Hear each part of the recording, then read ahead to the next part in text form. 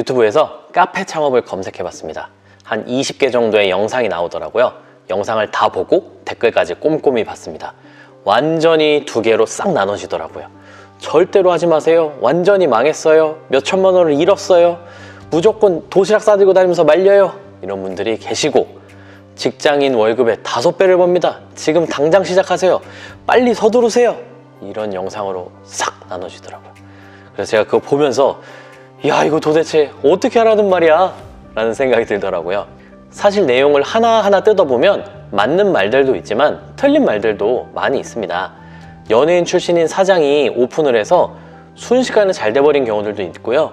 목도 좋지 않고 준비도 제대로 하지 못해서 그래서 안 되는 경우들도 많이 있었습니다. 저는 카페 인테리어와 가구를 컨설팅 해주는 일을 12년간 해왔습니다. 그리고 직접 카페를 3년간 운영하기도 했고요. 그 내용은 위의 영상에서 보실 수가 있습니다. 지금 카페 창업을 준비 중이시라면 오늘 영상을 통해서 부족한 부분 확인하실 수 있도록, 그리고 또 나만의 뾰족한 무기를 만들어서 창업에 성공하실 수 있도록 오늘 영상 준비했으니까요. 끝까지 봐주시고요. 영상이 도움이 되었다면 구독해주시면 계속해서 좋은 영상 만들 수 있도록 하겠습니다.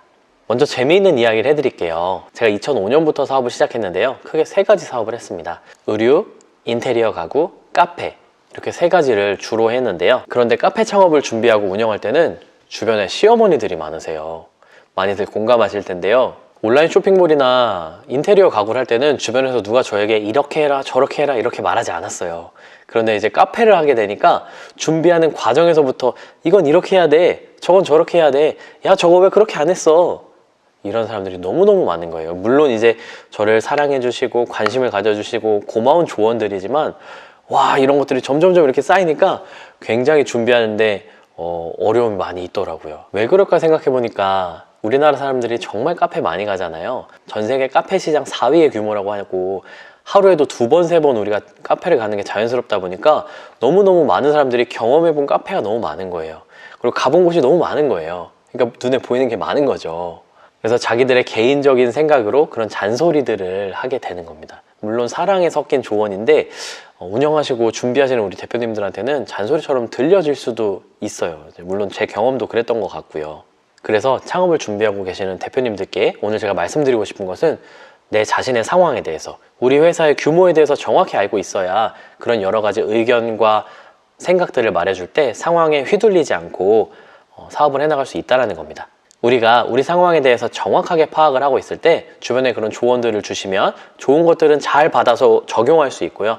또 안 좋은 것들은 네 알겠습니다 하고 이제 마음 넓혀서 지나갈 수 있는 것 같습니다. 자, 그럼 본격적으로 서론에서 말씀드린 대로 지금 당장은 오픈을 조금 미루고 생각해 봐야 되는, 준비를 해야 되는 상황이 있고 하루라도 빨리 시작해야 되는 상황이 있을 겁니다. 거기에 대해서 스스로 한번 알아보는 시간을 가져보도록 하겠습니다.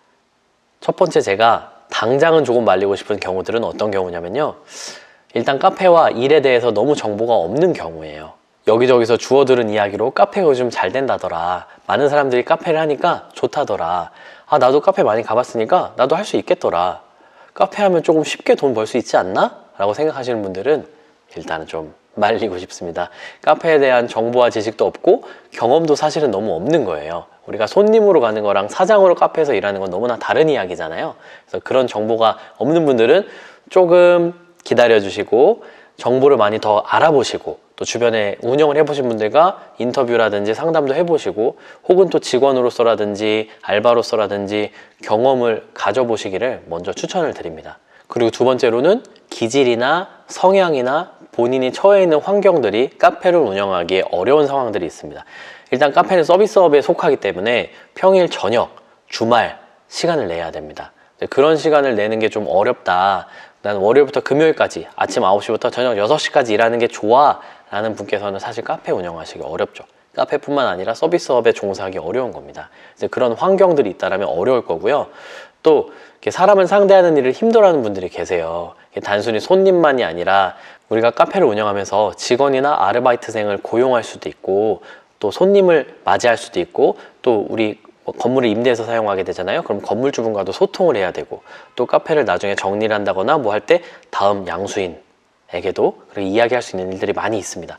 아무튼 이렇게 사람을 상대하는 일이 어렵다라면 기질적으로 카페 운영하는 데에 좀 어려움이 있을 수 있다. 다시 한번 생각해 보는 것이 필요할 수 있겠다 라고 말씀드릴 수 있을 것 같습니다. 위에 이렇게 정보가 부족하거나 너무 쉽게 생각을 하거나 아니면 또 기질이나 성향적으로 나랑 맞지 않는 사람들 외에는 누구든지 사실 카페를 창업을 할 수 있고 또 잘 할 수도 있을 겁니다. 그런데 그 중에 더 잘 맞는 사람, 정말 잘할 수 있는 사람들, 이런 사람들이 있겠죠. 저는 일단 기질적으로 도전을 좋아하고 도전을 통해서 얻게 되는 것에 대한 성취감을 크게 생각하는 사람들은 좋을 거라고 생각을 합니다. 그리고 또 위에 반대 상황이겠죠. 서비스업이기 때문에 사람을 잘 상대하고 잘 웃고 사람을 편안하게 해줄 수 있는 사람, 그런 분들은 카페를 창업하시고 사장님이 되시기에 이미 준비가 되어 있는 분들이라고 말할 수 있을 것 같습니다. 그리고 자기주도적으로 일을 하는 사람이 창업을 하기에 잘 맞습니다. 수동적으로 누가 시킨 일만 하는 사람들은 카페뿐만 아니라 자기 사업을 하기에 맞지 않을 수 있겠죠. 또 우리가 카페를 다루고 있기 때문에 커피라든지 디저트의 분야에서 괄목할 만한 업적을 낸 분들은 정말 유리할 수 있습니다. 저 같아도 지나가다 보면 어떤 바리스타 대회에서 상을 받은 누구, 이런 것들이 만약에 배너에 걸려 있거나 아니면 온라인에 홍보되어 있다면 가보고 싶은 마음이 생기잖아요. 그러니까 그런 것들은 분명히 자기만의 무기로 만들 수 있을 겁니다.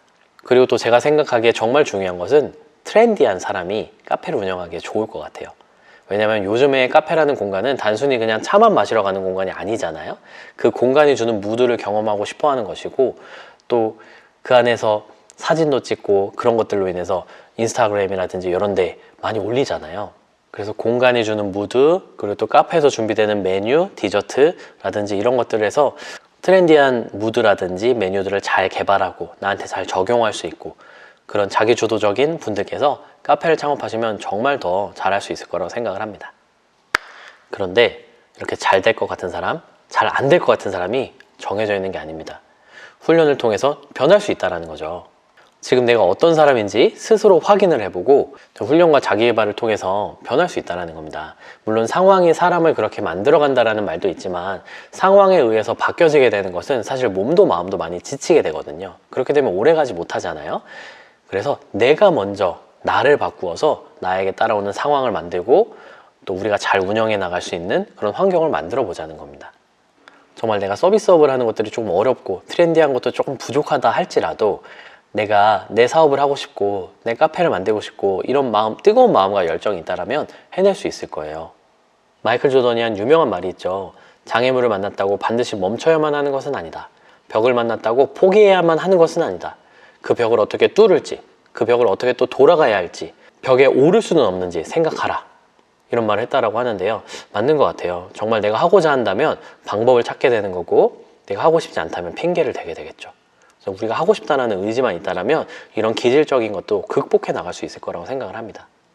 정리해보면 저는 사업을 해볼 수 있으면 해보는 게 좋다라고 생각을 합니다. 실제 저는 중학교 2학년 때부터 아르바이트를 시작했어요.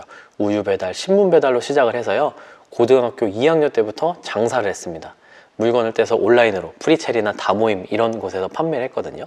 그리고 21살에 처음으로 실제 이제 제 이름으로 사업자 등록을 내서 이제 19년째 사업을 해오고 있는데요.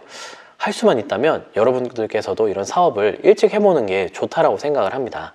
비록 실패할지라도, 여러 번 넘어질지라도 다시 일어나고 그 안에서 배울 것들을 찾아내서 정말 더 튼튼하게, 더 멋있게 사업을 해낼 수 있기 때문에 빨리 도전하는 것이 빨리 실패할 수도 있지만 더 빨리 일어나서 더 높은 성장, 더 높은 도약을 할 수 있는 방법이라고 생각을 합니다. 제가 오늘 말씀드린 준비는 커피 머신이나 사업 자금에 대한 이야기가 아닙니다.